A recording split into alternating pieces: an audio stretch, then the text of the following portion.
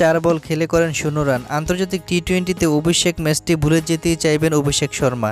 সেই অভিষেক আজ ভারতের জার্সিতে কেরিয়ার দ্বিতীয় ম্যাচই পেয়ে গেলেন সেঞ্চুরি। তার দল ভারতও বড় জয় সিরিজে ফিরেছে। অভিষেক করেছেন 100 রান।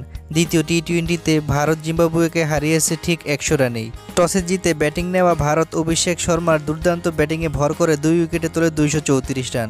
আন্তর্জাতিক টি-20তে এটি জিম্বাবুয়ের বিপক্ষে ভারতীয় দলের সর্বোচ্চ রান। ভারতের শুরুটা ভালো ছিল না। দ্বিতীয় ওভারেই ফিরে যান 4 বলে 2 রান করা অধিনায়ক শুভমান গিল। এরপর ঘ্যাকওয়ার্ডকে নিয়ে দ্বিতীয় উইকেটে 12 ওভার 4 বলে 137 রান যোগ করেন। জিম্বাবুয়ের বিপক্ষে টি-20তে যে কোনো উইকেটে এটি ভারতীয় রেকর্ড। 33 বলে 50 ছোঁয়া অভিষেক শর্মা সেঞ্চুরি পেয়ে যান মাত্র 13 বল খেলেই। সেই সেঞ্চুরিও কি রাজকীয়ভাবে না ছুঁয়েছেন ভারতের তরুণ ওপেনার।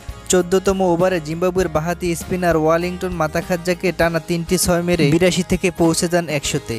পরের বলটাই অবশ্য আউট হন অভিষেক শর্মা। 47 বলের ইনিংসে 7টি 4 ও 8টি ছক্কা মেরেছেন অভিষেক শর্মা। 46 বলের সেঞ্চুরি আন্তর্জাতিক টি-20তে যেটি ভারতের তৃতীয়তম দ্রুততম সেঞ্চুরি। 235 রানের টার্গেটে ব্যাট করতে নেমে জিম্বাবুয়ে 18 ওভার 4 বলে 134 রানে অল আউট হয়ে যায়। রান তারায় জিম্বাবুয়ের হয়ে সর্বোচ্চ 43 রান করেন ওয়েলসি মাদাভেরে। এই রান করতে অবশ্য 39 বল খেলেছেন জিম্বাবুয়ের ওপেনার। এরপর 9 নম্বরে নেমে 26 বলে 33 রান করেন লুক জঙ্গুয়ে।